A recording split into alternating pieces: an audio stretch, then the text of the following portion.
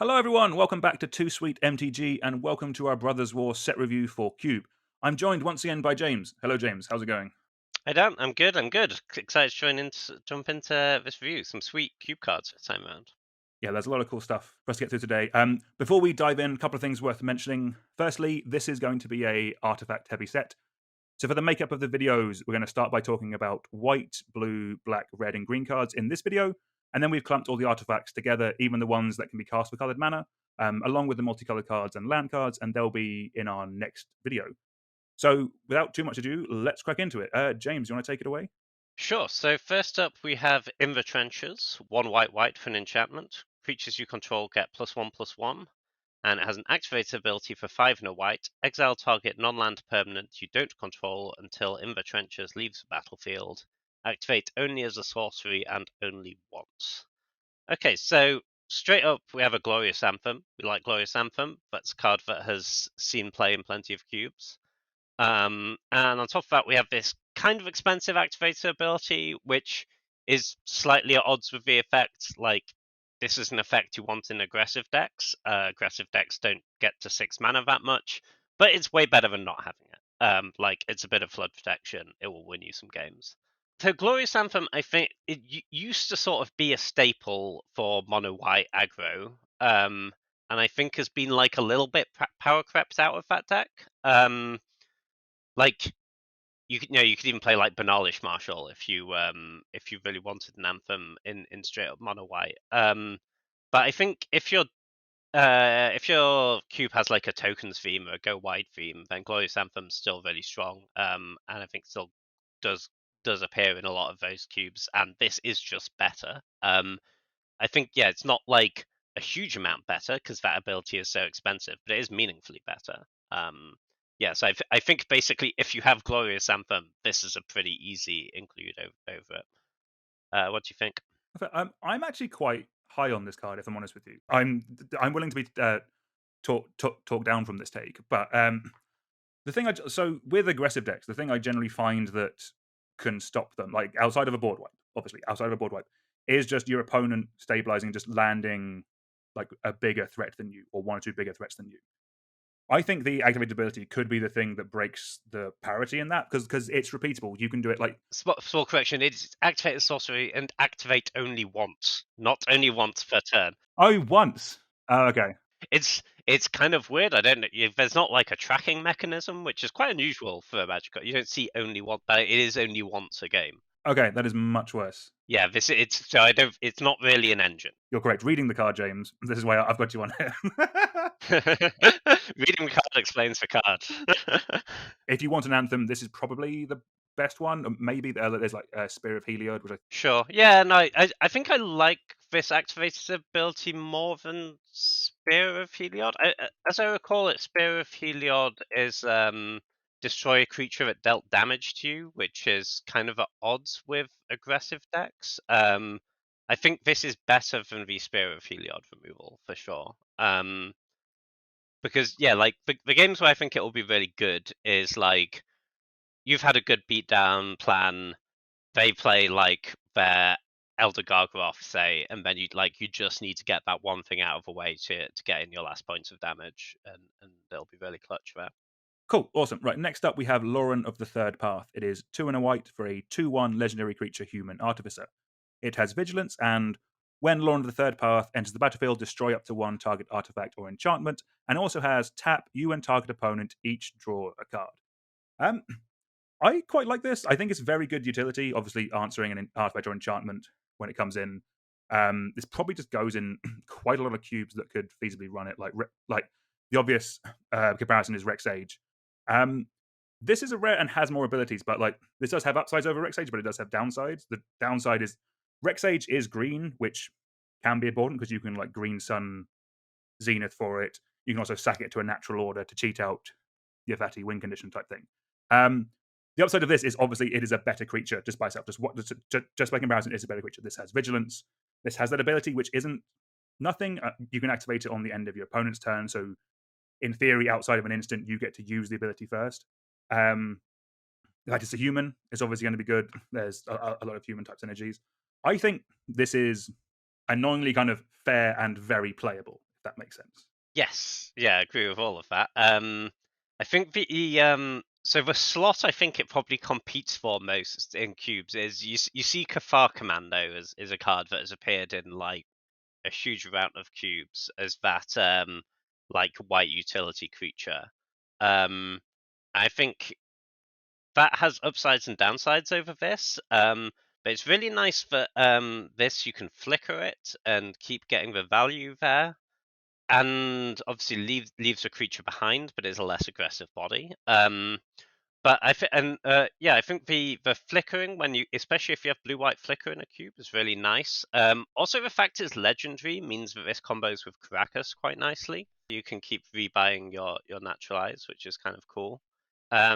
Yeah, the tap ability is like, obviously this isn't like a generically powerful ability, but if your opponent has a lot of cards in hand, but you're ahead on board and you're flooding out a bit, then like this is better for you. Like if you activate this when you have no cards in hand and your opponent has 5 cards in hand, that's like a meaningful advantage for you because you're going to be able to use your card much better than your opponent. Also, if you're in blue, it's nice with like a Narset or a Hull Breacher type effect. Yeah, no, I really like this. I think we'll see this in a lot of cubes. All right, next one's quite spicy. I'll give this one to you, James. Next one is Myrel Shield of Argive. It is 3 and a white for a 3/4 legendary creature human soldier. First line text, during your turn, your opponents can't cast spells or activate abilities of artifacts, creatures, or enchantments. Whenever Myrel Shield of Argive attacks, create X 1/1 colorless soldier artifact creature tokens, where X is the number of soldiers you control. Okay, so yeah, I think this is a pretty interesting card. It's like straight up, I think if you're just looking at as a as like here's my 4-drop in mono white type thing. I think it's strong, but I think it's like less strong than some of the other options we have. Like this is like very comparable to Hero of Bladehold, right? With the sizing cost, and that creates 2 soldiers every time, which I think is better, and it also gives you that battle cry effect. Obviously, this has potential to spiral. It does count the soldiers you make, but if you're getting through multiple attacks with your 4-drop, you're kind of expecting to win the game anyway.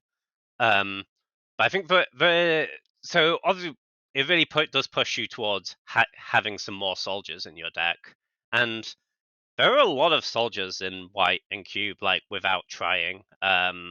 Like Esper Sentinel, Danto Vanguard, Thalia. Like these are not things you have to work to put in your deck. These are just good cards. Like a surprising number of the mono white creatures are soldiers already.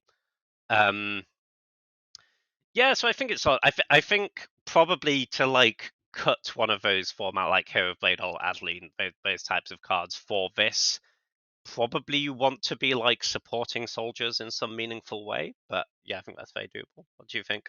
I quite like this card. Yeah, there are a lot of soldiers. I'm just going through my list now. You have things like Palace Jailer, Recruiter of the Guard, like Brutal Cathar. Like a lot of the humans just happen to be soldiers anyway. And what I like about this is I think it goes in 2 decks, which is one thing I do quite like about it a bit more than Hero of Bladehold.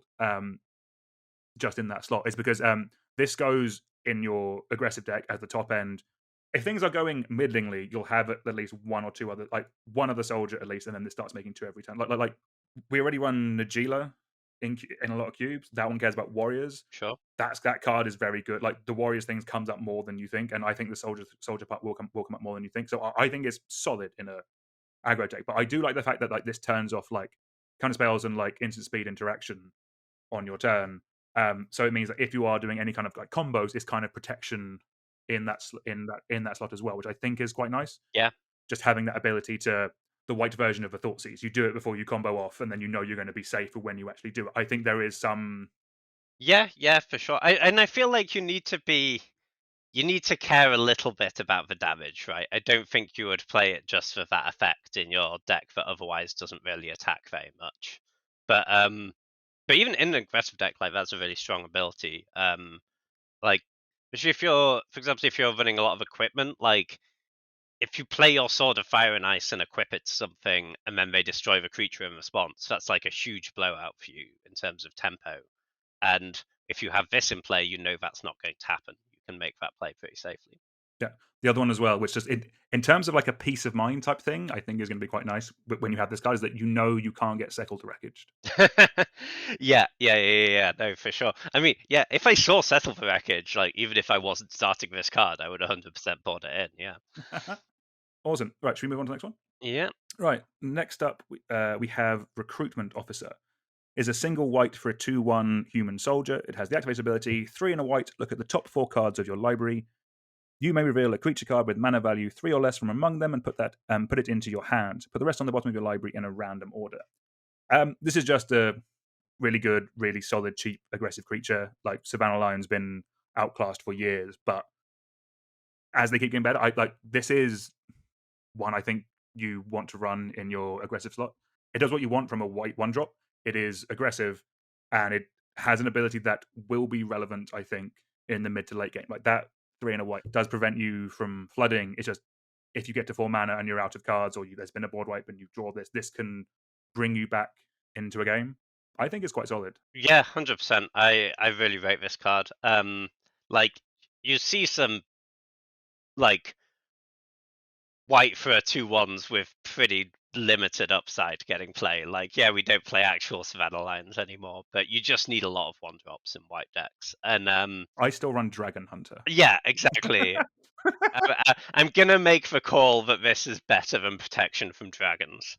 Yeah, no, I think this is super solid. Like, you know, I was said I was a bit down on the ability on the anthem, but you get to 4 like most games. I like that is a very reasonable cost to be paying. Like, you really hope you're not doing this on turn 4, but it means that later on when you draw this, or like just if your creatures have been blanked and you can't attack anymore, you can then start digging for your answer or for a creature that gets you back in the game. Yeah, no, I think yeah, you don't need much on top of Savannah Lines, and this is quite a lot.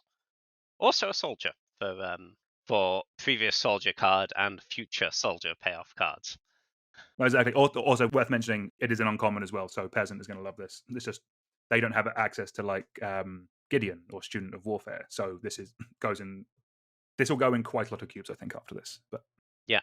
Okay, next up we have Sunwell Avenger Ace. It is 1 and a white for a 3/1 legendary creature human pilot. As long as an artifact creature you control is attacking, prevent all damage that would be dealt to Sunwell Avenger Ace. Whenever Sunwell becomes tapped, exile the top 6 cards of your library. You may cast a vehicle or artifact creature spell from among them, put the rest on the bottom of your library in any order. Like this a lot. It's I think you do need a decent chunk of artifacts. Like if you only have like 3 or 4 artifact creatures, then this is going to be like a lot less good than something like a Dante Vanguard or a Seasoned Talonblade because it'll just be less reliable. But if that white aggressive artifact deck is something that is supported in your cube, I think this is a really, really nice payoff for being in that space because it will actually be getting you meaningful card advantage whilst attacking for 3 damage, and that's a lot for a 2-drop. And that's an archetype that's like really got some love recently. Got like Ingenious Smith, Oswald Fiddlebender is cool, Dig Site Engineer, one of the recent Commander products. Like, yeah, I think that's like a pretty interesting direction to go with white, and this could be a really cool part of it. But that probably needs to be like what your white aggressive deck is doing. Like, you do that instead of traditional mono white aggro. But yeah, if you're in that space, I think this is a great card. yeah, completely agree. Yeah, I've seen some lists like basically instead of the Savannah Line variants, they're running like Court Homunculus, that kind of Yeah, thing. Like if like a lot of cubes already run Porcelain Legionnaire, but as you said, just having that in there is not enough to make this work. Yeah, you need to be going Court Homunculus and that kind of stuff, and maybe even moving into red with some of like the double striking equipment or that kind of stuff. Yeah, for sure, for sure. You can also do the modular stuff in that space is interesting. And Ooh, that's very cool. Yeah. All right. Next up, we have Siege Veteran. It is 2 and a white for a 2/2 human soldier. It has at the beginning of combat on your turn, put a +1 counter on target creature you control. Whenever another non-token soldier you control dies, create a 1/1 colorless soldier artifact creature token. We already have Luminarch Aspirant. I think that's basically identical, but it's one less generic mana and it starts off as a 1/1. And that is a very solid, very decent card. One thing with that is that it comes out early and can buff your 1-drop, so you're getting in for that damage a bit earlier. This comes down a turn later, which isn't nothing. I still think this is going to be fairly solid. The bottom ability can be relevant again if you are going a bit ham. So in this set, this is the third, I think, playable soldier we've seen on top of the ones that we already have. So obviously we have Morel and Recruitment Officer. If you're adding those on top of the other ones that a lot of cubes already run, this does get better because that bottom ability could kind of snowball a little bit. It kind of pushes the deck into a bit more aristocratic type levels, which I think is quite interesting. Just giving it a bit more play in other archetypes, I think, is what would make this card more interesting because basically Luminarch Aspirant is a better version of this card. But if you have the ability to kind of cross it over, then I think this card gets a bit more play and then it can be seen a bit more. And then obviously, like very very similar to like Luminarch Aspirant, if you have a +1 counters in like your Selesnya section or something like that, or maybe even like a Abzantal section, this does get better because if you start making this putting 2 counters onto creatures every turn, that snowballs very very quickly, and then having the redundancy of a second Luminarch Aspirant becomes really really good. I think. yeah, I'd agree with all of that. I think yeah, I think it is meaningfully worse than Luminarch Aspirant, but I think if you want another version of that effect, this is a pretty good one. And yeah, I think the bottom ability is, I think it's hard to use for like aristocracy stuff, just because it's like how many soldiers you're going to have in your aristocrats deck, and like it's not like the tokens keep replacing themselves. But I think I'd view it more as like wrath protection. Like yeah, face sweep, like having even a little bit of pressure, like something to put your equipment on that's left over is pretty nice. Yes, a solid card, I think. No, very cool. Okay, next up we have Scholar of New Horizons, which is 1 and a white for a 1/1 human scout. Scholar of New Horizons enters the battlefield with a +1/+1 counter on it, and it has an activated ability: tap, remove a counter from a permanent you control, search your library for a plains card and reveal it. If an opponent controls more lands than you, you may put that card onto the battlefield tapped. If you don't put it onto the battlefield, put it into your hand and then shuffle. So I think like baseline for the like slow card advantage version of this, I think this is like totally playable in a like slower white deck. But there's also some interesting ways you can use just the ability to remove counters from permanents. There's no restriction on that. So I think particularly if you have sagas in your deck, this is really, really strong. You can keep recurring the best ability of your saga, get it every single turn until they deal with this. Especially with you can also instantly you can get the last ability of a saga straight away because you will put the counter on, then the ability will go on the stack. You can then the ability will go on the stack. You can then remove that counter and it won't get sacrificed.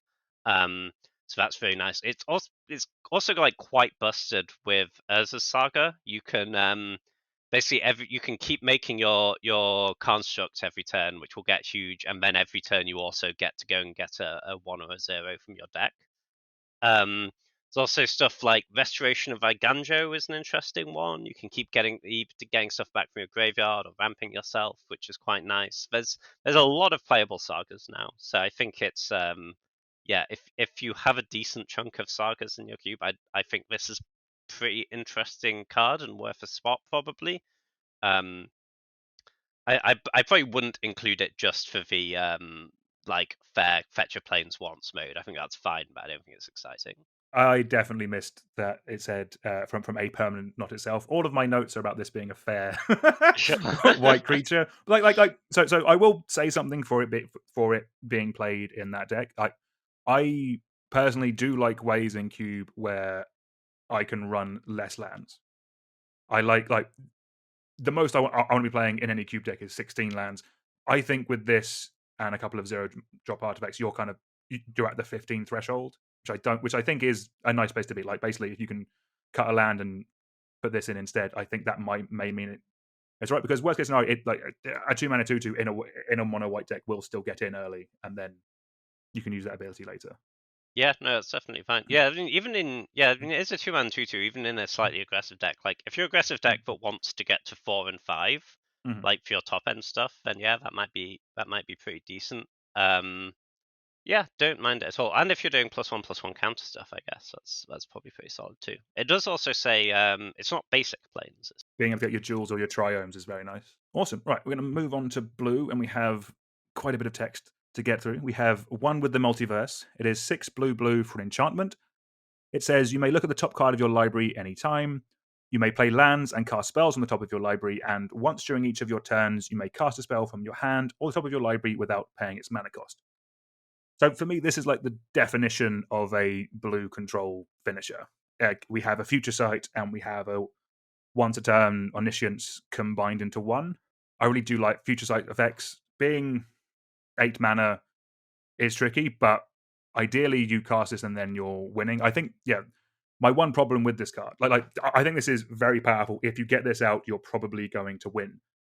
I think my bigger issue is that I think I would just rather play a different 8-drop that just wins me the game in one card. Like, I'd rather run like a Hullbreaker Horror or like Cura Best the Sea God, because they just come down and those win you the game in that card. With this, you still need other additional things. Like you are still winning with this card, just the game is taking an extra 10 minutes afterwards. This is more fun than those. I think you'll have a lot of fun with this card, and if you have a way of cheating it out, then it could be more interesting. But yeah, we are kind of spoiled with mono blue or like blue white control-y finishers. This goes in among them, but I think it kind of struggles when you compare it to some of the other bigger, expensive ones that kind of this is kind of competing for a slot for. Yeah, I kind of agree. I think like if you're playing a straight up control deck, not a vamp deck, then for me this is too expensive for a finisher. Because the thing is, in those decks, I want as much interaction as I can possibly get in there, and as much card advantage as I can get. And it's almost like begrudgingly I need to play a win condition, you know. And the thing is, this doesn't do anything else, you know. This only works when you're in the super late game. And it's like I want something that wins me the game in the late game, but has some other utility. Like I can feel like I can play a 5-mana Teferi, and yes, the card advantage isn't the mana advantage isn't as powerful as this, but it's powerful enough, and that is a card I can play like in a much more reasonable time frame. In terms of cheating it out, I think like yeah, you can show and tell this in, and maybe it would be good, but like there's better things to show and tell in, you know. Yeah, I feel you have stuff that specifically cares about like cheating out enchantments, but it's like kind of niche. But like maybe you could like Academy Rector for this, or you cast like Replenish or something. I think if you are going down the Academy Rector route, though, you just play your Omniscience. Yeah, yeah. I mean, If you want that kind of big dumb effect, like if that's where you want to go, I think you play that. Like, yeah, I think it's a very cool card, but I think it's just in a bit of a tricky spot. cool. Next up, we have Skystrike Officer. It is 2 and a blue for a 2/3 flying human soldier at rare. When Skystrike Officer attacks, create a 1/1 colorless soldier creature token, and it has tap 3 untapped creatures you control, draw a card. So if we assume we don't have any other soldiers in our deck, this is like you can play it, attack twice, because you can tap itself, and then you can either keep on attacking and keep getting your soldiers, or you can start tapping your stuff to draw cards. That's fine. I think it's very vulnerable to removal. I think the major issue with this card really is that it's in blue. If this was in white, then it would be, I think, like a really nice little engine card. In blue, I think it's just quite hard to like have a bunch of other soldiers in your deck unless you're like. I think it could be quite nice in sort of a fairly aggressive blue-white tempo deck. where you're like close to like your like core is a white creature aggressive deck, but then you have blue for some permission interaction and maybe a bit of card advantage. This seems quite nice in that spot, because you're not getting a bunch of other soldiers from blue, and just as the straight up card, I think it's like fine, but not that exciting. Yeah, if you can play this and tap 3 soldiers immediately because you already have soldiers on board, then all of a sudden it's like trading really well versus their removal because you already got a card out of it, and it still has that potential to snowball. Because also, usually you can tap it immediately to its own ability that's not affected by summoning sickness. So if you had 2 other soldiers in play, you can just play it, draw a card, which is quite nice. Yeah, what do you think? No, I think you've basically nailed it. I think in kind of very fair, or like basically in like fair cubes or budget cubes, I think this is like as a creature, it is quite strong. Like it will, if it's unchecked, it will just keep snowballing. The kind of the bigger issue is similar to one with the multiverse is that like there's a kind of dearth of like 3 mana flyers. Like this doesn't get in over like Vendilion Click. Nimble Obstruction, the stifle ability on that is just really good and really annoying, and people don't see it coming. And then that's still like a slightly bigger body. And then even like Pestamite has like combo potential. That's kind of a reason why you run that. If you are going a bit harder with the soldiers, which like people building new cubes might be doing because like there's been soldiers in quite a few sets. There's a lot of soldiers in the set. I think there was a soldier lord in the last set as well. Yeah, that was. So if you're going kind of blue white with your soldiers, kind of doing something a bit more aggressive with it rather than the standard kind of controller thing, I think this could be quite interesting. But yeah, I think in 90% or like in more kind of like established or more kind of like set cubes, I think this doesn't make it. Yeah. I think the comparison I was thinking of with it is just a straight up value creature. And yes, it's in 2 colors, but think of a card like Thief of Sanity. Like if you get in 1 hit with that, then like you've got a tremendous amount of value already. Whereas this kind of needs to be able to keep attacking multiple times, and like the 1/1 on the ground is like, yeah, no, it's good. It'll block, it'll defend you, but it's it's often not going to be able to get in. Like yeah, whereas something like there are cards with like better attack triggers, basically, is what I'm trying to say, but at the same cost. Yeah, no, makes sense.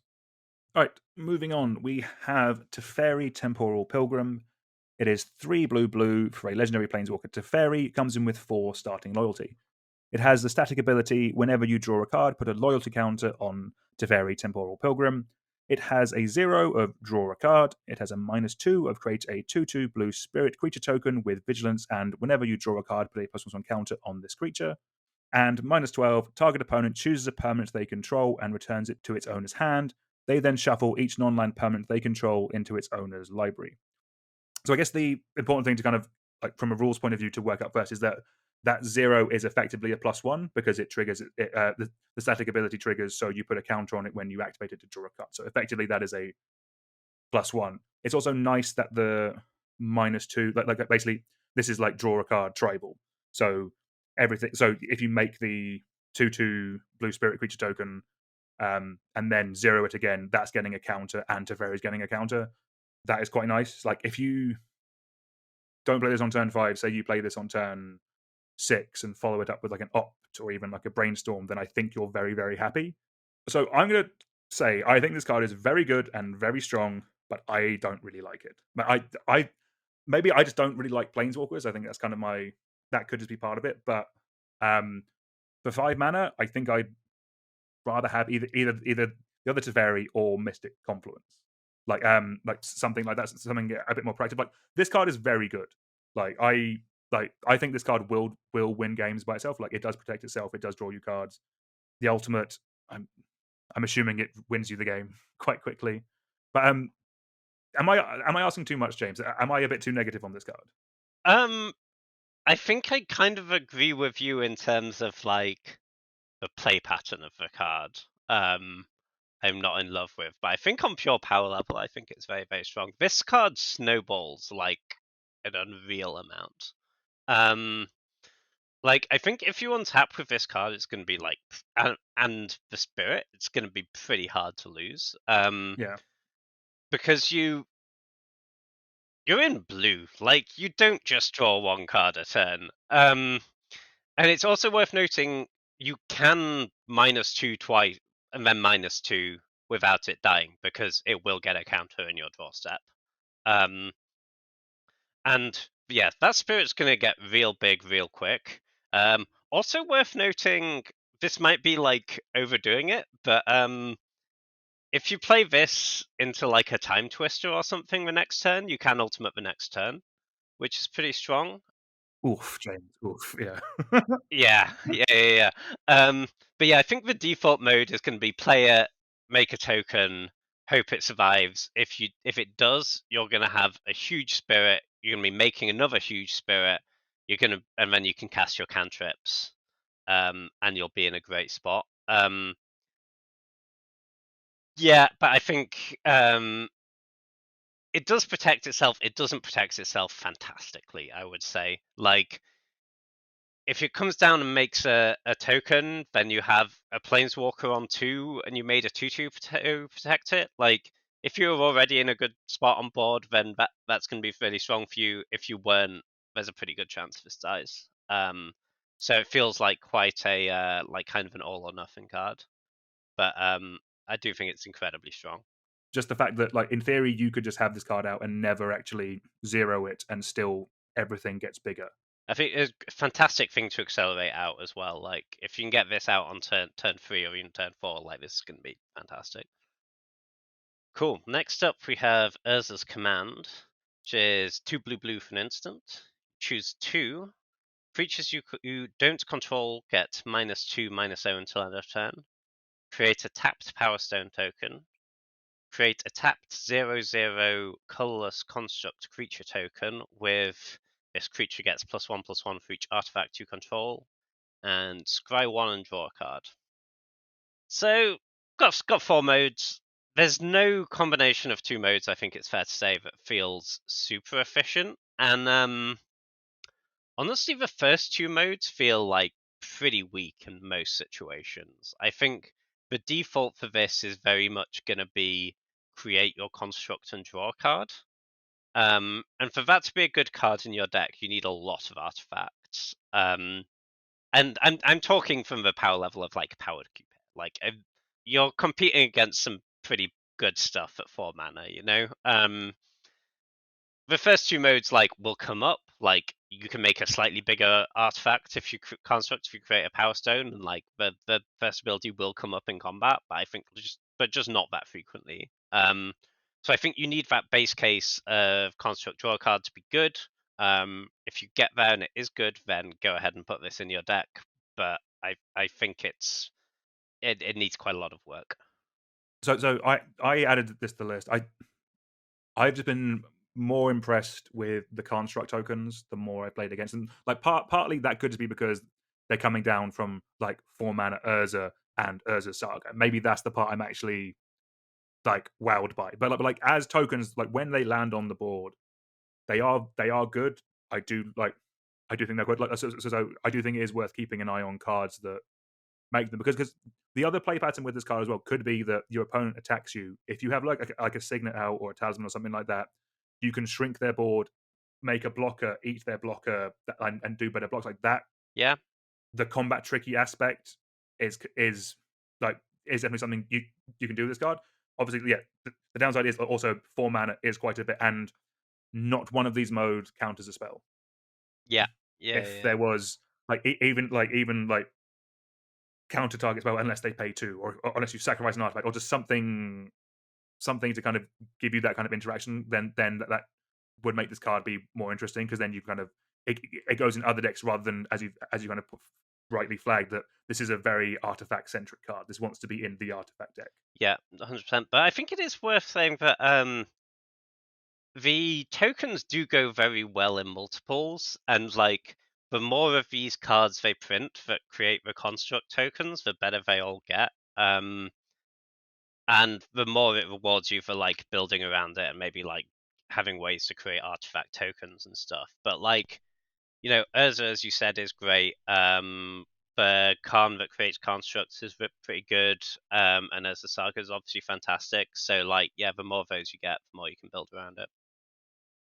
All right, let's move on to Zephyr Sentinel. It is 1 and a blue for a 2/1 creature human soldier. It has flash, it has flying, and when it enters the battlefield, return up to one other target creature you control to its owner's hand. If it was a soldier, put a +1 counter on Zephyr Sentinel. So I definitely missed this the first time through, but the more I'm looking at it, the more I really like this card. I think it's actually really nice. Like the base body of a 2/1 flash flyer for two is really nice. Like you can once it is in, it'll do a fair bit of damage, and you can have like basic things like the base level for this is kind of resetting one of your creatures, like one of your ETB creatures. So like resetting your Thraben Inspectors. This comes down as a 3/2 seems quite nice, and you re-get it and get the advantage again. The one thing, the more I was thinking about this, the more I liked about this card is like effectively this is kind of like a counter spell for like a remove for like instant speed removal. You can save your own creature, bounce it to your hand. That's just such a bad like tempo swing for your opponent because they've spent their kill spell removing your creature. You've bounced it to your hand, put this down. You then have a 2/1, maybe a 3/2 if it's a soldier, and then you can just replay your creature that they wanted to kill that you knew was good enough for them to kill. I think that's quite good. I think that's a very strong tempo swing. Yeah, no, I agree. I like it quite a lot. I think it's you need sort of blue aggressive decks to be a thing in your cube, right? But like there are quite a lot of cubes where blue is doing control on artifacts and combo, and there's not really a place for this card. But if it is a place for this card, I think it has a lot of potential. It's I think the soldier thing will come up, but I don't think it's really where the money is. This is also a human for if you have humans in your cube, but yeah, I think the way that I play is like on turn 2, if you just run this out, 2/1 flyer for 2 instant speed is really nice. A disruptive low to the ground blue deck wants to play a lot of counter spells, so you want to leave mana up, and this is a nice thing to do if you don't use your counter spell. And yeah, as you say, the potential for blowouts against removal is really really strong. Yeah, I think you get a lot for 2 mana here. Hmm. I have actually just thought of the perfect place for this. Actually, I know I cut it from mine about like a year ago, but this in like a ninjas deck, Oh, that's cool. Yeah. this seems gas. Like actually, it is a uncommon as well. And Peasant Ninjas is a real deck. That sounds really sweet. Yeah, because you can just keep doing it. You can ninjutsu every turn. You pick up your ninja, which is presumably not evasive and can't get through. You attack with this. You do your ninjutsu thing. You get it back. You do it all again. I love that idea. That seems really cool. Just on a side, is Kamigawa still legal in standard? Kamigawa's this year. Oh yeah, I guess it is still legal. Okay. Yeah, maybe there's a thing. Yeah. Have we coincidentally broken standard? Broken standard. Yeah. The show does many things. Yeah. We've got Okay. till 2023. We've got a year to to break standard open with ninjas. Cool. Next up we have our first black card, Ashnod Flesh Mechanist. It is black for a 1/1 legendary creature human artificer. It's got Death Touch, and whenever Ashnod Flesh Mechanist attacks, you may sacrifice another creature. If you do, create a tapped Power Stone token, and you can pay. I think this may be the first time we've hit Power Stone tokens. Power Stone tokens, you can tap to add a colorless mana, but you can't send that mana to cast non-artifact spells. Means you can spend it to cast artifacts, or you can spend it to use abilities, whatever those abilities might be. For example, you could tap it to use the activated ability of Ashnod Flesh Mechanist, which is you may pay 5 and exile a creature card from your graveyard to create a tapped 3/3 colorless zombie artifact creature token. Yeah, this card has a lot of text. Mhm. I feel like I have to play with it. My first reading is that this maybe doesn't play out great. Because it's asking you to have a bunch of other creatures to sacrifice. So you're probably looking at some sort of aristocracy type shell. And then you get your Power Stone, but there's not much to use a Power Stone on often in those decks. So you're kind of relying on being able to use that last ability. But you need the creature to still be alive to use that last ability, and like they can just block it. Like, it's got Death Touch, ready to trade, but like, if it's going to be good, they can just block it. So my reading of this first time round would be that it plays out suspiciously like a typhoid rat, but I'm very willing to be I proven think it's wrong. the best. No, I think this is the best typhoid rats probably, and How yeah, Creep based on has finally done for typhoid yeah. rats. I think this will play out fine. I just think it is quite slow. Yeah. It's slow and it is quite easily interactable Yeah. with. But the 3/3s are artifacts is quite nice. Like if they were golems, that would be better because then you have things with like synergies like Blade Spicer and other Splicer type stuff. Yeah, no, and yeah, I mean the death touches go a long way, and it is worth saying like, as it looks like typhoid rats, there are matchups where typhoid rats is actually totally fine. Like if your opponent's all about attacking you on the ground with creatures, then like yeah, by all means play a typhoid rats, and like it's nice that this does that as well. Even if you're don't have your engine set up. Yeah, no, there's potential there for sure.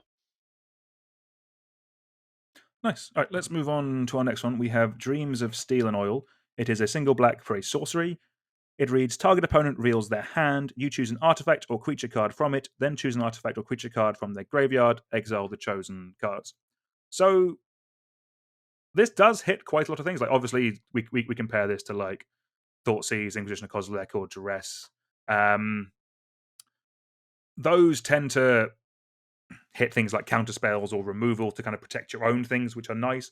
If you're in a more creature heavy environment, this does go up because it like this can hit their kind of like this can hit kind of like the 6-mana green creature that's going to kill you. Also, if your cube environment has a lot of kind of creature combos, this does go up in that because this is specifically an answer to those creature combos. I think as well, also worth mentioning is this is an uncommon, as quite a few of them are, but like in Peasant, where you don't have like Thoughtseize or Collective Brutality, you kind of have this. Like, I think basically it now goes like Dread Fugue and this in terms of like cards. And if you're in like a 540 and you want that level of redundancy, I think this could see a place. I think it's a fine card. It's a role player, but it's a solid card. I think could see some play in the right environments. Yeah, I think it's decent. I like that it hits artifacts as well a lot. Despise is a card which is kind of which is this but only hits creatures and doesn't have the graveyard text. Is a card that kind of historically underperformed from like what how good you'd expect it to be, just because like black can already deal with creatures. You know, black's really good at killing creatures. And yeah, often it's the spells that you need but you don't have other ways to interact with. Which is why like Duress has seen a lot of play. And also like often there's a lot of like mid-rangey threats that aren't creatures, right? Like planeswalkers and whatnot. But having artifacts on it means it's really nice that like if you have it turn 1, which is obviously where all discard spells are good, then it's really nice that you can nab that bit of artifact acceleration out of their hand. And the graveyard text is super relevant, you know. It's quite nice that you pick on resolution as well. Like say your opponent is on Reanimator and has like a Putrid Imp in play, you can cast this, and whether they discard their Gristlebrand or not, you get to exile their Gristlebrand, and that's pretty cool. Yeah, no, so I don't hate it, but I think it's yeah, I mean obviously it's a lot worse than like Thoughtseize. I think it's worse than Inquisition, but I don't hate it as an inclusion. Yeah, this does seem like a card that was kind of made for standard because they're expecting all the artifacts in this set to do things. Yeah, probably be my guess. See that. Okay, next up we have. I never know if it's Gix or Jix. I'm gonna say Gix. Yeah, I think Gix. Okay. Let's go with Gix. Next up we have Gix Yawgmoth Praetor, which is 1 black for a 3/3 legendary creature Phyrexian Praetor. Whenever a creature deals combat damage to one of your opponents, its controller may pay 1 life. If they do, draw a card. And it has an activated ability for 4 black, so 7 mana total. You can discard X cards, exile the top X cards of your opponent's library, You may play lands and cast spells from among the cards exiled this way without paying their mana cost. So the last ability is like obviously very powerful, but pretty like 7's a lot, and it's pretty unlikely that you have a bunch of lands, a bunch of cards in your hand when you get to 7. So I think I think the power level is coming mainly off the static here. So and this calls back stuff like Edric, Spymaster of Trest, which is and I think similar to this, lots of snowball potential. Like the game when this all works, it's gonna feel absolutely unbeatable, and you'll think this is the best card in the cube. But it does rely on you being able to attack with your creatures. So you need like a pretty high density of very cheap creatures for this card to be good. And the fact that it's black means you're not really splashing this. And all of that kind of adds up to me that the place this would actually be good is like black-based aggro. And that's appeared in lots of cubes, and I've just never. I think that deck always sucks. Maybe this is just my personal bias, but I kind of feel like that deck always sucks. I think this would be an absolute house in that deck, and I don't know. Maybe there are enough more pieces now, and it's better. But yeah, I think that is kind of the only place it goes. Yeah, I pretty much agree with like the vast majority of what you said. Like mono black aggro has needed some love. I think like yeah, in that deck this is very strong. I played Edric in Commander. It's kind of obscene. Yeah, You do have more kind of evasive threats, but like they are printing more like a load of the recursive threats have things like menace and that kind of stuff now. So I do think you are going to get damage through with this. Like yeah, yeah, you are correct. Like this needs support. Like this needs like a Carnophage and like a Vampire Lacerator as like to go in. But like in in that build, I think this is quite strong. And traditionally, kind of a lot of powered cubes really do struggle with the identity of mono black. They really just like black is kind of like one of the best support colors, but as an individual color, it really does struggle. Like it's nowhere near as good as like mono white, mono red, mono. I mean it does reanimator, but Yeah, but otherwise it's like support for a mid-range deck or support for a storm deck, but it's not the main color. I would wonder so in my cube and in a lot of cubes, we run the black recursive kind of 1 and 2 drops. So if you combined those which already exist with cubes with this Gix and then also like contamination, which is kind of like a black blood moon Oh, effect. It makes all lands. I think it makes all lands tap for swamp. Like, like what I'm kind of wondering is like, is that and this enough to make like an archetype there? Like make mono black and like hell, like, you can throw in Gary, Grey Merchant of Asphodel for fun, but like, or maybe what's the other one? Necropotence. Just like yeah, just reward players for playing mono black. Like that could be fun. I don't know if it's good enough, but like it is an identity to mono black. I think. yeah, it's interesting. I think it's you're right. There have been more good cards for that recently. Yeah, just stuff like Blade really. I think there's some decent cheap creatures in this cube for black. Yeah, I could see it. I mean, this is like a proper incentive to go into that deck. I think that deck has not had a lot of love.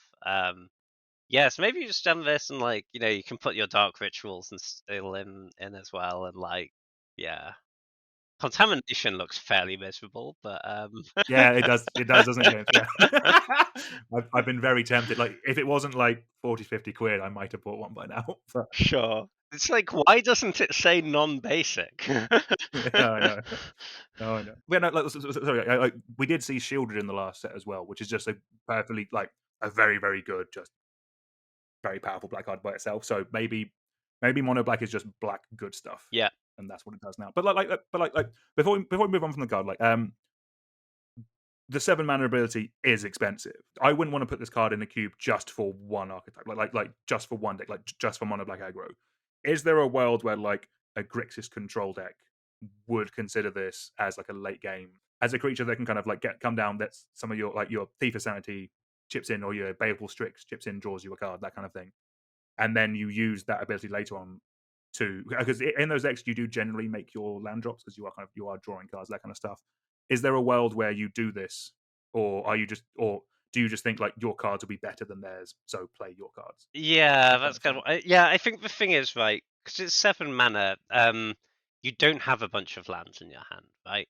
The you because if you're making your land drops, the cards in your hand are probably like mostly gas. Um, and yeah, therefore it's like, do I want to tap out to use this ability? And like maybe I hit really well and the game ends, or maybe I don't. Or do I just want to cast my spells? Like, I mean, obviously it'll be like, oh, it's better than not be that. There'll be situations where it's really good. You know, sometimes you do just ridiculously flood and you have like 7 mana in play and 3 more lands in your hand, then it'll be great. But yeah, I think I wouldn't include it in a deck for that. Um, but yeah, and I mean, but I also don't think it has to be like actual mono black aggro. Like, you know, if you had great fixie, I suppose you could pair this with some cheap white creatures and stuff, and like yeah, like black interaction and white creatures, and maybe you could do a thing there. Or even in like an aristocrats deck, you often yeah, maybe that's a good home fit. In an aristocrats deck, you often just have a lot of creatures lying around, right? Maybe the plan is just attack with those. Yeah, and you don't care about the life loss as much in an aristocrat deck because you're going to be gaining some back. Like on the ones they do block, Yeah, you'll be for gaining some sure. life back when things dies, and then the ones that get through, you'll be drawing more cards. Like Yeah, and you're generally pretty okay with your creatures dying anyway in combat. Yeah, maybe that's a good spot for it. I'm just realizing more ninjas, More James. ninjas. Yeah, yeah, yeah. This is another ninjas card. This is another ninjas card. I like. Yeah, yeah. No, actually, that's legit. If you have like blue-black ninjas in your cube, then you know, kind of by definition, you have a bunch of like probably like 1/1 flyers and unblockables and stuff for one, and then this is really good. Yeah, I like that. Right, let's move on to our next card. We have Hostile Negotiations. It is 3 and a black for an instant. It reads exile the top 3 cards of your library in a face down pile, then exile the top 3 cards of your library in another face down pile. Look at the cards in each pile, then turn a pile of your choice face up. An opponent chooses one of those piles. Put that pile into your hand and the other into your graveyard. You lose 3 life. So I think the way I'm reading this, and the way I would assume a lot of people are reading this is kind of the black fact or fiction. Um, I might be wrong, but I think this is probably as good. Um, on the pro side, unlike fact or fiction, there can be hidden information with this, which is nice. They don't know all the cards. Like if you show them the pile and they put that in the bin, they won't know the other pile that you get to have in your hand, and that is nice. Like having 3 cards in your hand that your opponent doesn't know what it is I guess better than having 3 cards that your opponent does know what it is. Also, on average, you will probably get more cards with this. I would assume. Because with this, you are guaranteed to get 3 cards, whereas fact or fiction, the piles are different sizes. But with that, the one thing, or the thing with fact or fiction is that I've taken 1 card from a fact or fiction more times than I like to admit. If it is the right card I need at that point, being able to guarantee what you get because you're the one with the final choice with fact or fiction. With this, your opponent basically there's like a mini bluffing game of do they take the cards they've seen or do they think you've kept a better one? But with fact or fiction, you get the final pick, and that is very, very important because it could be the perfect bit of removal. It could be a combo piece. It could be something that really, really kind of like pushes you over the edge in that exact point. The other thing as well with fact or fiction, and it is better, unfortunately, because it is a blue card. It can be pitched to force of will. It can be pitched to force of negation. Um, that is not nothing. That is definitely something that is being said. Like like I don't think the black. I don't actually remember what the black force of Force of despair, I force of think despair. it's Yeah, yeah. called. It's But very bad. yeah, well, yeah. it exactly. So it not having that functionality does it. It's not nothing. Having said all that, I do think this is a very strong card. This might be one of the most tested cards from this set. People love fact or fiction. Just I think that's a for blanket statements. That one's pretty Yeah, yeah, safe. yeah. I think that's not the hottest of takes you'll hear on the show, but yeah, I think this one just seems very solid and will be good and we'll see a lot of play. James, what's your feeling on it? Yeah, no, I absolutely love it. Like It's claim Fact or Fiction is like one of my favorite cards in Magic. I love just the whole play pattern of it, and I think this introduces a really cool thing as well, because it introduces some amount of bluffing. Like you look at your two piles, you sigh, and you like the one face up has like one decent card and like two lands, and then they're like, oh, I guess just whiffed really badly, and then you're like, look at the little, here's my free gas spells into my hand. Yeah, no, I think this is really cool. It's there's a card, Atris, Oracle of Half Truths Oh in yes. Standard a while ago. That had like a similar thing about the like some cards are face up, some cards are face down. Your opponent chooses. Or I think that was actually other way around. But yeah, anyway, no, love this card. I really like the interplay here. I think in a comparison to Fact or Fiction, there are some deck like in like a straight up like blue black control deck. I think I'd much rather have Fact or Fiction just because of the life loss attached to this. Like yeah, that really does matter. Like probably 70% of the games it won't matter, but like the other 30% it'll be a massive deal. And yeah, if you die, you're like, oh, if I had one more turn, I could stabilize. Look at the free life you lost here, But Yeah. I still think it's very strong. And like, if you're in like a combo deck where you're looking for like a very specific card, this does dig deeper. Like, obviously, you're not like guaranteed to get it, which is annoying. But I feel like often you can decide which pile you show them, and you can often, your opponent's. If you're good at Magic, your opponent's good at Magic. You can like reverse engineer how they're going to make their decision, and like show them the pile which makes you where you think you're most likely to end up with the card you need. Yeah, and plus there's hidden information involved. There's also hidden information because they don't know what's in your hands. They don't know what you need. That's very true. Yeah, no, I like this a lot. I think it's a really cool place for black card draw to be. And like honestly, black doesn't have a ton at the moment. Especially like splashable card draw like this. And there's like Gonti and stuff, but it's like in quite a different sort of card advantage. No, I like this a lot.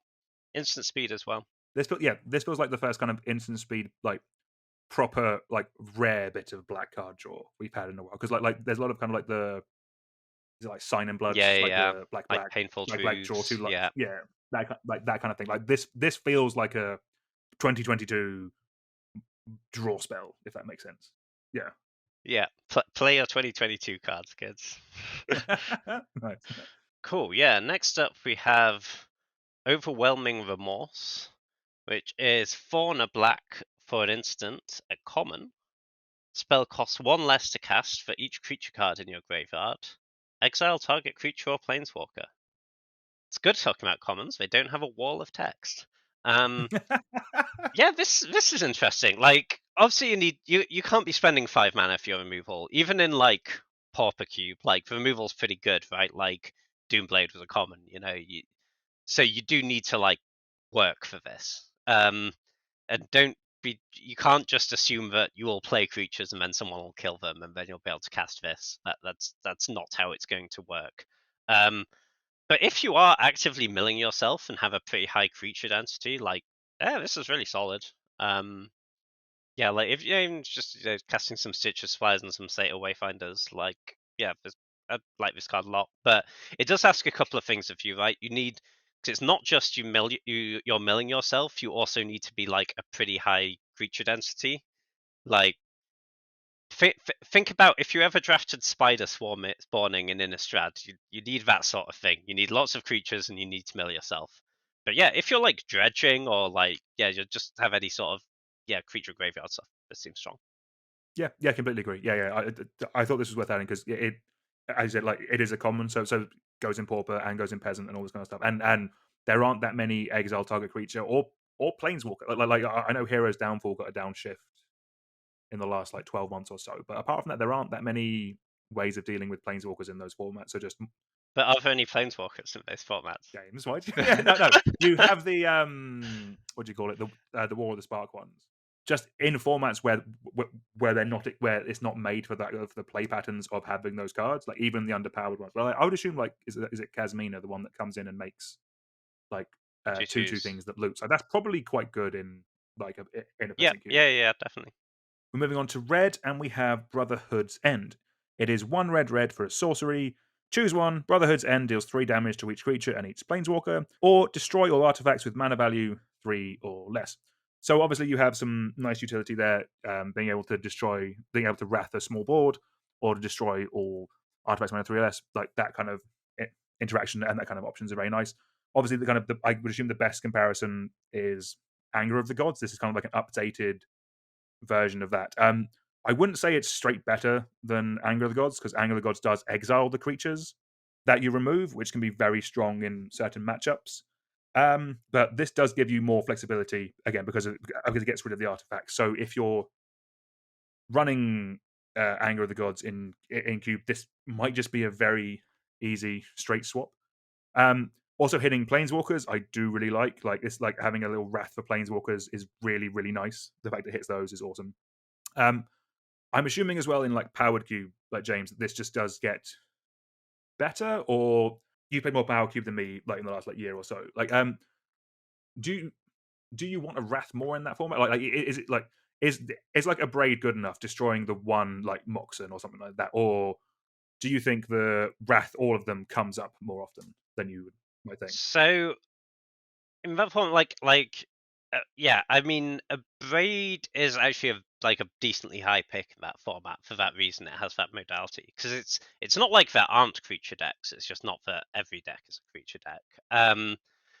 Yeah, I think this is great modality for that format actually because it just means it hits two very distinct decks, which and the one where the artifacts is killing is good is precisely the one where the killing the creatures isn't good.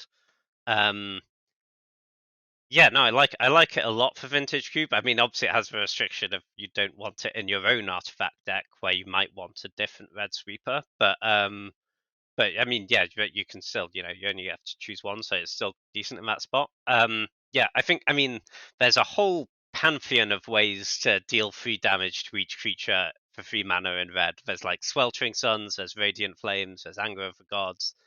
I think in like the majority of cubes, this is probably the best.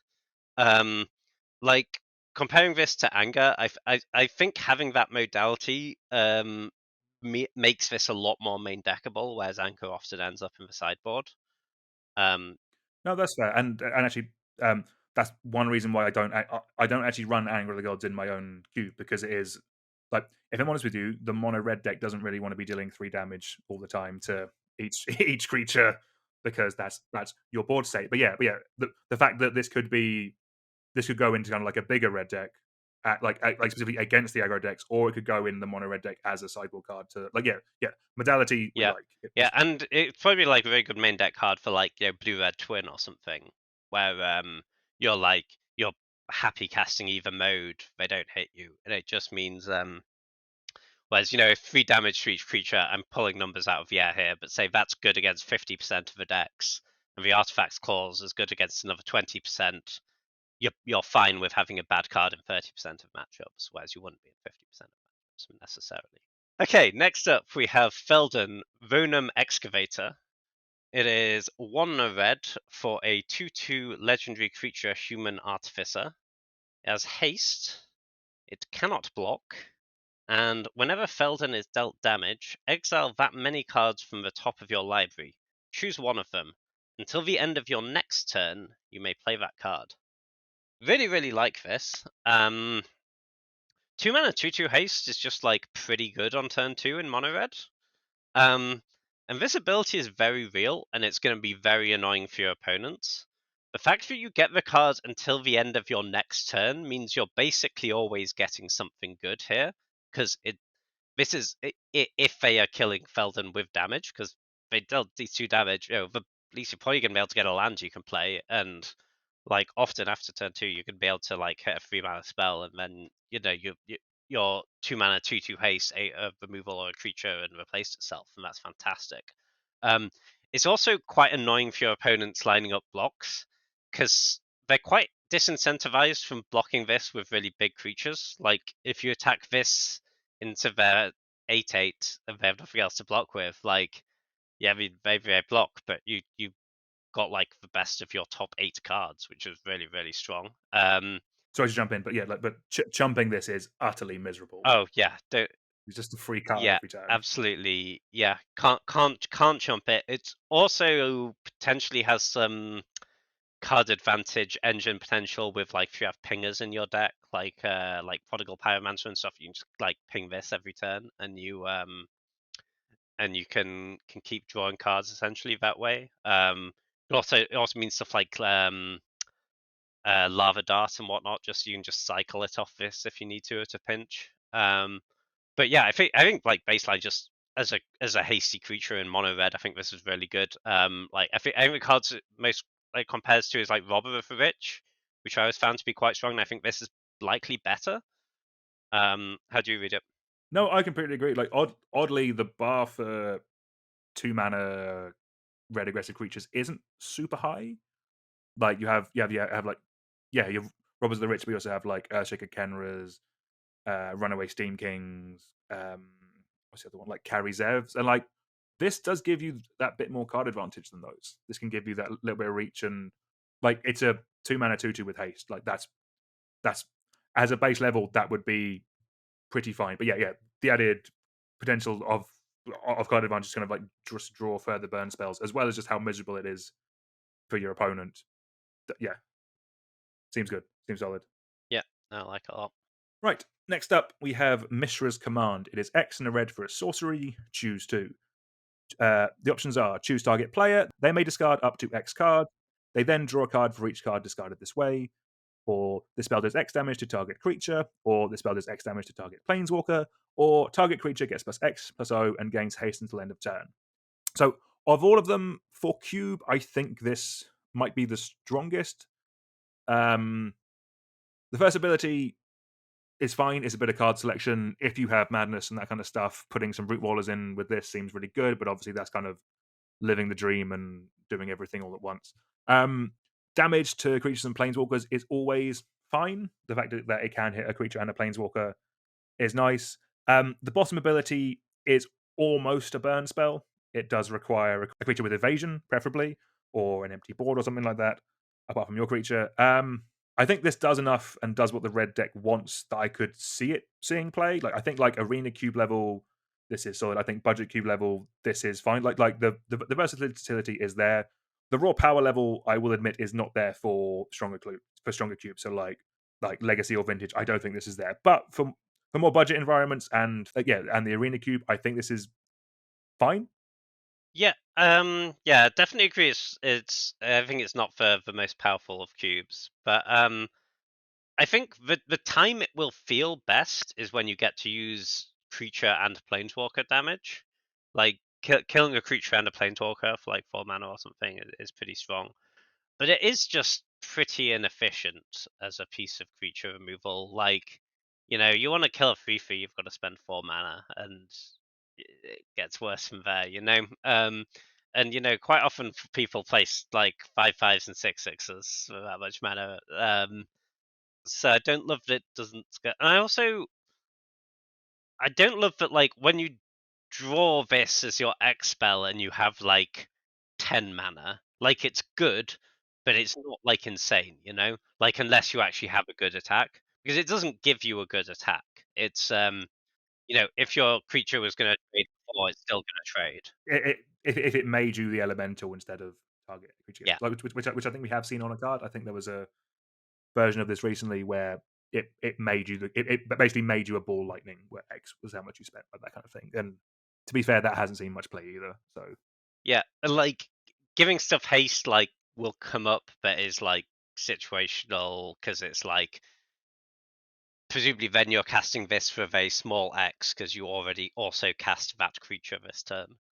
no, exactly, yeah. Like, is there a world where this is actually best at 1 and a red?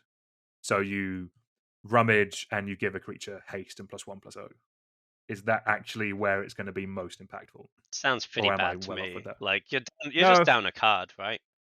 no, no. That's fair. I think in general, like most of the commands from this cycle in this set, anyways, just haven't got there for Q. That's fine. Like this will be probably quite good in Commander along with the rest of them. Like we're not talking about all of them today, just because of how because we are looking at them specifically for Cube. Like yeah, spoilers. We're not going to be looking at the green one for Commander. That one is very solid. In Limited, like in Sealed or like in Sealed, that one looks quite good. But in Cube, I think it's safe to say none of them have fully got there. Would you Yeah, agree? I'd kind of agree with that. I think like maybe where this one will be at its best is when you just get to like kill a mana dork on turn 2, Yeah, and like rummage as yeah. a bonus. But yeah, I think it's kind of Mhm. underwhelming. Next up, we have Arms Race, which is 3 and a red for an enchantment to uncommon. Has the activated ability 3 and a red. You may put an artifact card from your hand onto a battlefield. That artifact gains haste. Sacrifice it at the beginning of the next end step. It's cool that this is uncommon because it's kind of a unique effect. It is pretty hard to get this to work though. Just the how expensive that activated ability is means you're basically not using this the turn you played it. Or because if you are, you could have just cast the artifact, in all likelihood. But it is a unique effect. It's it'll still kill someone with a blight steal, but on that, I kind of think, yeah, it's you've spent so much mana by the time you have that artifact in play that like you could probably have just cast it. I don't know if there's like more interesting things to do with this than just put a random giant into play. No, if I'm honest with you, this is very much here for peasant. Like for cubes where rarity isn't a restriction, like you have sneak attack and you also have like the Perforos from the second Theros set, which puts in red things and artifacts, which I do like and I want to add back into mine, but there's a lot of kind of spots right now with testing cards. But no, for peasant, I actually really like this. Especially there's two things to this. Firstly, in this set there are a lot of common and uncommon creatures. We're not going to be talking about a lot of them, but there are a lot of common and uncommon creatures in this set with Unearth, which go really well with this because it means you can reuse them. Also, at that power level, there is kind of this like gap where they're from this set there is now an artifact deck because like Tinker is an uncommon. Basically, with Tinker and Arms Race, you effectively kind of have a big cheaty thing into play, like artifact style deck. Like in I think in peasant, like on turn 4 playing this, obviously not ideal because there are still a lot of very powerful uncommon cards. But putting this in your cube where you're also going to be putting in some of the big artifacts from this set and some big uncommon ones from earlier sets, I think could be really fun. I'm not sure like again, like the fact that this opens up that archetype, I think is quite interesting. Yeah, that sounds really interesting. I think the one thing to bear in mind with this cube is that enchantment removal is good against this card in a way that it isn't against sneak attack. Because the play pattern with sneak attack is almost always you play it when you have 5 mana and you use it straight away. Whereas with this, you're mostly going to be running it out, passing the turn, and having to untap it. But that's not there's not so many disenchants that that's a huge problem. I think it sounds interesting in Peasant. Yeah, no, definitely. On a side note, I'm definitely going to ruin a lot of Brothers Wars drafts by forcing this at every opportunity because I love sneak attack. It's like one of my. Don't play this at your pre-release. Don't do it to yourself. I'm Get some packs instead. good. You told me this before we go to pre-release. No, I'm doing. I'm doing it. I'm living the dream with this. Okay, I'm okay, going to do okay. this. Sorry, Unearth don't creatures don't and let me stop like you. power. You can power stones like in limited. You can use power stones to activate it. That's not nothing. You can also You just could be cast casting your your creatures, but artifact. yes, James, you're ruining my dream. Okay. Sorry. It's a bomb, Daniel. All good. All right. I think it's time. Let's move on to our first green card of the set. We have Awaken the Woods. It is X green for a sorcery. It reads create X 1/1 green forest dryad land creature tokens. As a note, they are affected by summoning sickness. So this is basically an X spell that makes dryad arbors. They do die to a board wipe or removal. That is the downside of this card, basically. The upside is that I like the fact that this goes into kind of the main green strategies. So this goes into green ramp. It makes you mana dorks. You can then natural order one of them away to cast to create a hoof later. Later, if you're going in a token deck as well, say you're in Selesnya, like you are making tokens. That is very good. The fact this also goes nicely into a lands deck, like these will trigger landfall when they come in as well. Like this with a Lotus Cobra seems really strong, or following up like an Avenger of Zendikar. Seems a bit win Mori actually, but it does seem quite good.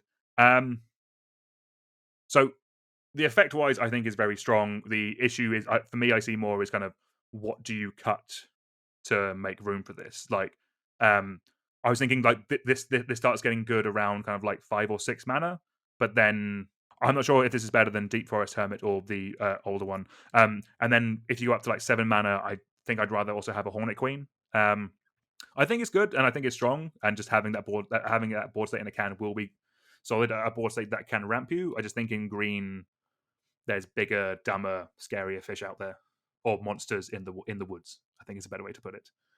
What's your take, James? Yeah, in general, I kind of agree because it's like, create X 1/1s is definitely not good enough.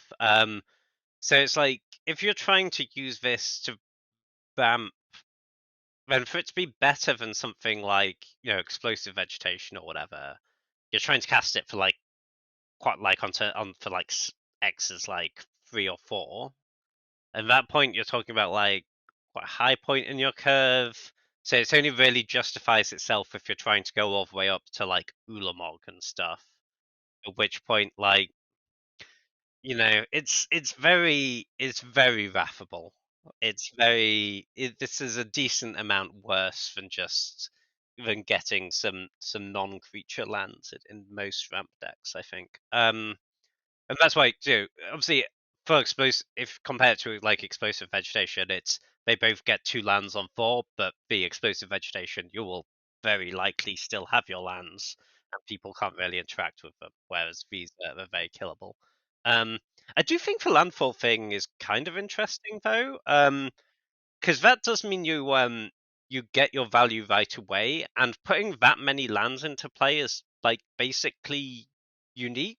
Like, without jumping through a bunch of hoops. There's nothing that like you can put 5 lands into play. Unless you're like sacking them, so unless you're Yeah, like scape shifting or something like that. yeah, But yeah. Like this will be a big spell which will leave you actually up on mana, whereas scape shift in theory kind of leaves you at it leaves you at parity, if that makes sense. Like you're not up on lands, you just have new ones. yeah.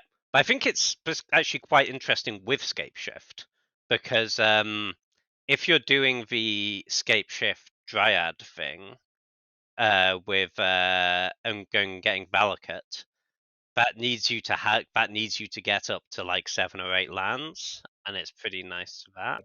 Turning these into mountains is pretty spicy. Yeah. Or potentially, if you can get enough mountains in your deck, yeah, you can. You don't need a you don't need a dryad. You can make a bunch of lands, sack them, go and get some mountains. Your opponent's very dead. Um, so I think, yeah, I think there's a little bit of potential there. Also, yeah, just stuff like other landfall cards like Scoot Swarm is interesting. Valakut Exploration, I believe it's called, is you can turn these into like card advantage and damage, which is really nice. Yeah, I think you do. I think you probably do need to be doing something more than just here's my like 4 Dryad Arbors go though. This might have been a slightly self-indulgent conclusion. I don't know, All good. Crack but on. Crack on. okay. So next up we have Gwenna, Eyes of Gaia. It is 2 and a green for a 2/3 legendary creature Elf Druid Scout. You can tap it to add 2 mana in any combination of colors. Spend this mana only to cast creature spells or activate abilities of a creature or creature card. Whenever you cast a creature spell with power 5 or greater, put a +1/+1 counter on Gwenna, Eyes of Gaia, and untap it. So the baseline 2/3 tap 2 mana for creatures, I think, is like fine. You'll win some games with it. I think it was Shaman of the Forgotten Ways that did something similar, but I think not worth an inclusion in and of itself. Um, the reason I put it here is that it has some combo potential, but it's kind of niche. So this goes infinite with Asherek, which is the 3 mana 5/5. You venture into a dungeon when it ETBs, and if you haven't completed a certain dungeon, you return it to your hand. So if you have that and those two cards and anything to reduce cost by 1 or make this tap for 1 more mana, that is a kill, because you can just keep going through a different dungeon than the one that makes it stay in play. And like one of the steps of one of the dungeons is like deal 1 damage to your opponent, and then you just do that infinite times and you win. Infinite dungeons. I love it, James. Yeah, it's and you don't have to do this as 2 completely standalone cards, because that card is already like in a, I think, not completely a 0 amount of cubes. If you have a Luren in your cube, that's also a combo of a Luren. Okay. So there's a little bit of crossover potential there. Yeah, probably like one of the more niche cards, I think, on this list, and maybe slightly self-indulgent of me to put it on, but I think it's cool. So that's why I added it. No, quite all right. Yeah, I when I saw this on the docket, I assumed there must be something spicier than what I had of lets you play a 5-drop and then a 2-drop. Yeah. But no, yeah, that's really interesting. That could be quite spicy. Like I've looked at Aloran a couple of times. Like a lot of kind of the general conversations around Aloran on like online and stuff is that it hasn't been there. But like a lot of those conversations are quite old, if I'm honest with you. And as they print more cards, that's one interesting thing about new cards. You find new interactions, you find new cool things. I really like Aloran. I think it could be quite fun, like a spicy inclusion at some point. But Yeah. yeah, good to know there's some stuff you can do Yeah, with it. no, I think, yeah, probably not one that's going straight in cubes, but like interesting thing to know about and have on the back Yeah, burner, yeah. right? Definitely. Are you going to play that against me in Commander, James? Is that what's going to happen? And I wouldn't rule it out. Disappointingly, like neither of the combo pieces can be your commander because they won't let you play the other one. But actually, maybe that's a good thing. They are both legendary. Do they go in Oh, that? they can go in Kefis. Ooh. Oh, Yeah. Oh Daniel. no. I wasn't going to, but I Game. mean, now you've said it. Yeah. Cool. All right. Let's move on to Root Path Purifier. It is 3 and a green for a 3/4 creature elf druid. It has lands you control and land cards in your library are basic. This is a really interesting card. Like this almost feels like an uncard. Like if we'd have had this in Unfinity, I would not have been shocked. So turning all basics into play, I don't have too many interactions for. For me, the main ones are like turning things like a cultivate or a rampant growth into a tutor for any land. So this turning cultivate, which lets you get 2 basics, 1 into play, 1 into your hand, into a tutor for your dark depths combo, seems really quite nice. Is there anything that cares about basic lands in play, or is it mainly like the tutoring from your grave? Just basically turning your rampant growth into like the ultimate toolbox of just playing cool lands, like being able to get your Field of the Dead, or just being able to get a load of cool stuff. Like, Yeah, I don't think. I mean, I think there's like minor stuff about like if you control some basic lands, your stuff comes in untapped or whatever. But like, yeah, I think the money here is in the tutoring. Like, even just like your evolving wilds now gets Urza's Saga, or like Bajuka Bog or something. Like, that's pretty strong. Yeah, but yeah, especially stuff that gets 2 basic lands like cultivate, and particularly I was thinking Harrow. Because Harrow is instant speed and they come in untapped. So you could go, I'm just chilling here with my stupid dude. In your end step, I'm gonna Harrow, depth stage, use it. Here's my 2020. You're dead. GG. And that's I think this card's really sweet. It makes stuff like the Prismatic Vista, the fetch for basics that comes in untapped. Yeah, like all that stuff's really good. Recurring that it makes a lot better because you can like get multiple utility lands out of it. Yeah, if you're in like a Field of the Dead type deck, this seems sweet. If you're doing Depth Stage, this seems fantastic. Yeah, I think it's a cool thing to include. Yeah, so I do think this card is very strong, but I do have to ask the question: like, does this get in over other green 4 drops? Like commander wise, I think a lot of us are going to be slamming this in a lot of things. Hope you're open for that kind of thing. But like, does this get in over, for example, like Oracle of Moldiah? Like, what kind of level is it? Do you think? Because it is 4 mana for a 3/4. It is. I think it only goes in if you have like a land deck. It's not like just a utility thing. I don't think. Obviously, you don't want it in mono green. I think it's worse than Oracle in all the decks, but Oracle's like one of the best cards you can for the land deck. But I could see doing this maybe over like Augur of Autumn, one of the sort of weaker versions of that thing. Although even that's quite very strong if you have a lot of explorations. But I agree, it's a competitive spot, right? But I think it's like I think it's like at least worth trying. I think like the play patterns are really interesting, and we'll find cool stuff to do with it. I wouldn't rule out that it's not good enough, but I think it's worth trying. No, definitely, yeah. It's I think by far, and this is including some of the very stupid cards we're getting to over the rest of this episode and the next one. One of the most interesting cards they printed in a bit while, because it just does something that you don't like logically makes sense, but you kind of like, how have they made that work in the rules? But I'm assuming it just works how you want it to. Also, a slight tangent here, but from a sort of game design point of view, I think it's so much cooler when they like the card has this nice clean design to have like a broad ability that you can build around, rather than like here's a freaking wall of text and like Yeah, that's 19 fair. things you can do, but like it's all sort of shoehorning you into the same space. Yeah, no, I think this is a really cool card. James, that was one of the best segues I think we've ever done. Let's get to some walls of text. Excellent. I can't wait. we yeah, we have our last couple of green cards to get to. So first up, we have Titania, Voice of Gaia. This is one half of the Mel card. We'll kind of talk about all of them in one go, because there is an argument kind of like, do you run these individually? Do you run them as a package? So obviously, this does meld with Argoth, Sanctum of Nature, which will then flip into Titania, Gaia Incarnate. I think before we get into these cards, I think it is worth us having a real chat about these.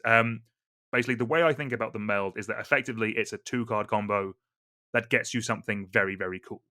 Um, the thing with combos, especially in Cube, is that you tend to have redundancy for them. With these, you don't have any redundancy. These only meld with the exact other card. So, like in Cube, like you don't generally just see Kiki, Jiki, and Pestamite. You see Splinter Twin and Deceiver Exarch in the Cube as well. So it's more likely that you will see them. And in a similar way with combos, the smaller the cube is, more likely you are to see both and to meld them. So like if every time you are drafting a 360 cube with 8 players, the chance of melding go up. If you're doing a 540 cube with 8 players or with 6 players, that kind of thing, you're just not going to be seeing the cards. So you don't have that many slots to run cards that are either not good or bad. So like for example, like in the past, I've run like Hanweir Garrison and Gisela Broken Blade before without running the other half of the meld, because those 2 are good cards by themselves. They're good enough to end the cube. The other side of the melds just aren't really good enough.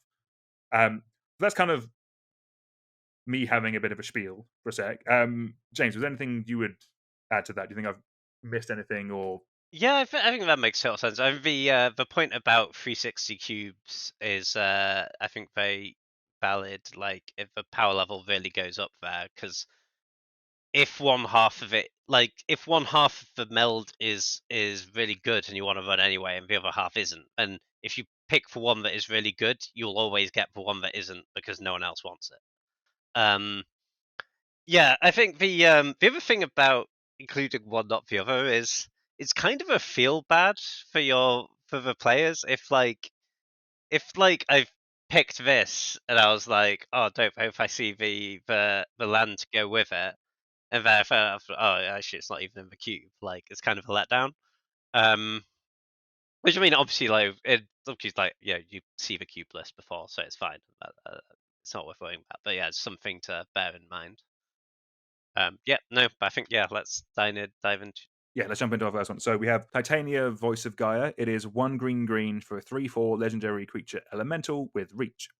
It has whenever one or more land cards are put into your graveyard from anywhere, you gain 2 life. At the beginning of your upkeep, if there are 4 or more land cards in your graveyard and you own both this and Argoth Sanctum of Nature, then you exile them and meld them. So for this little bit, we are just going to be talking about. We're not going to be talking about the meld side of things.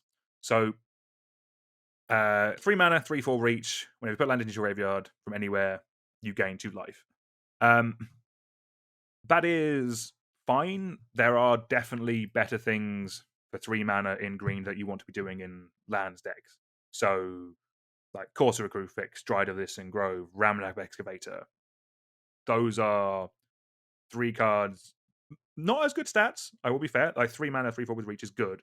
But in the lands deck, you want them more. So, one thing that I think with this one, and we'll kind of see when we get to the rest of them, is that they do. This gets better if you are actively able to sack your lands for value and gain life. So if you are doing a strategy that cares about lands in your graveyard, that is where I think this card specifically has a home. As we go through the rest of them, we'll kind of see where they land, but that's where I see it for this one. I think this card is actually. I don't think this card is that good by itself. That's my take. James, how do you feel? I think it's. I mean, I don't think it's fantastic by itself, but I think it's like decent in the right spot. But I think the spot is quite specific. So you need to care about lands in your graveyard. You probably need to be putting the lands into your graveyard like multiple times for it to really go off. So if you have like squandered resources type decks in your cube, this is all of a sudden goes from like I gain life, like I gain 2 life every couple of turns to like I just like gained 40 and now you can't win. Um, it's also kind of cool that with fast bond, if you're doing your fast bond crucible stuff, you can get gated on the like you run out of life because fast bond's hitting you for life, and if you're doing a fetch land, that's costing you another life each time.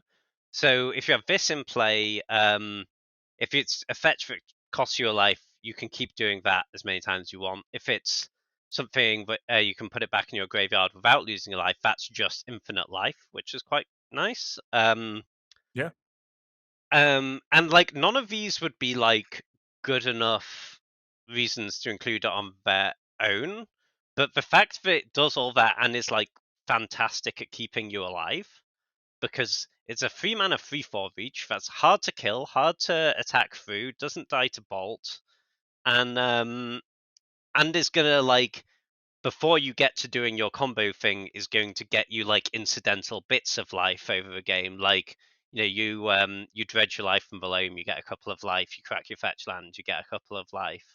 Um, like the land decks can be pretty weak to aggro, and I think this is like a pretty good tool for that. Um, but I mean, it is like I agree that all the other 3 drops you said for lands are better. So it's like just like, do you have a spot for it? yeah. Well, I think part of it is I am looking at lands deck as it exists currently, kind of like playing multiple lands, getting them into play. You're either triggering landfall stuff or you're going off with Fastbone, Crucible, Strip Mine. But Yeah, that does also kind of go infinite with Corsair Crucifix as well, which is kind of what the other thing partly against this. So the cards I had written down to kind of that I thought go well with this is like yeah, Squandered Resources is a great shout, but I was also looking at kind of like Git Rock Monster, oh, that's fantastic. Yeah, Worm Harvest, and like other Titania. sure. If you kind of if that is your Golgari section, this card gets quite a bit better, Yeah, I think. Gitrog's a really good shout. 'Cause that's a very strong card in that archetype, and yeah, goes perfectly with this, and they very much go in the same deck. Okay, so following off from Titania, which you'll have noticed the last line of text is melding with a land called Argoth Sanctum of Nature. Here is Argoth Sanctum of Nature. It is a land that enters the battlefield tapped unless you control a legendary green creature, for example, Titania. Taps for a green, and for 2 green, you can create a 2/2 green bear creature token, then mill 3 cards. So it's nice for the Milfrey cards. Obviously, it's nice with Titania, but it's also just good in the same for decks that you want Titania in.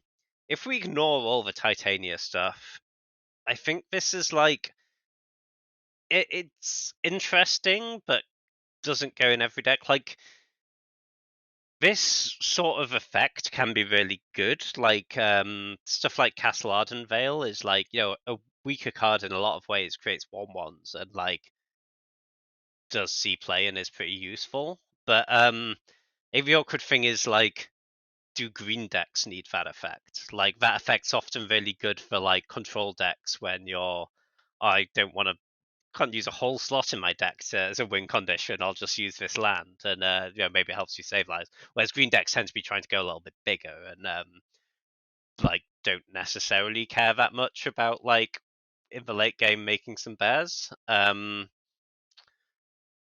having said that, I think this if you put this in your cube with no Titania for some reason, I think this would be totally fine and see some play. A blue-green opposition deck, I think, would be pretty happy with this. Obviously, it is compared to Castle Unveil, it is a bigger cost. This comes into play tapped for the vast majority of the time, but I think that's okay. I could think, if you had, for example, Treetop Village in your deck, a green man land, I could very much see just cutting it for this card. No, that's fair. Yeah, for me, the issue with this, like again, just looking at this as an individual card is kind of the cards that it is competing against because you don't really want you can have a couple of lands in each color. The biggest issue is this is kind of competing against the Seiju Oh, Guy's Cradle, yeah. and technically even like Term Timber Symbiosis, the sorcery from like that's kind of 50-50. That's a spell and a land. Yeah, I like those cards all a lot more. Yeah, it's like and you kind of touched on it, but like this is a tap land. Like apart from like Raphelos, which cares about forests. Yes, it still costs you a mana. Yeah. Yeah, I think it's tricky. Like if I'm honest with you, by itself, this card isn't like me personally. I don't think this card this individually is worth a cube slot for. So for me, that I kind of agree. I think if it was another color, it probably would be. But as you say, the green lands in particular seem very good. yeah, it's got competition and kind of like the fact it does mill you does kind of play into the lands in graveyard style of strategy. Which again, like if you have that, I think then like these both get into that. And I think when we get to the backside of Titania, we'll kind of see that kind of come to fore. So Yeah, and it's worth saying, not every cube wants to. Well, everyone wants to put Gaia's Cradle in their cube, right? no, exactly, yeah, completely fair. It costs £1 billion and is like very powerful to the extent that like some cubes you might not want to. Yeah, so let's talk about the flip side of this. We have Titania Gaia Incarnate. Um, it is a legendary creature elemental avatar. It is a star. It has vigilance, reach, trample, and haste.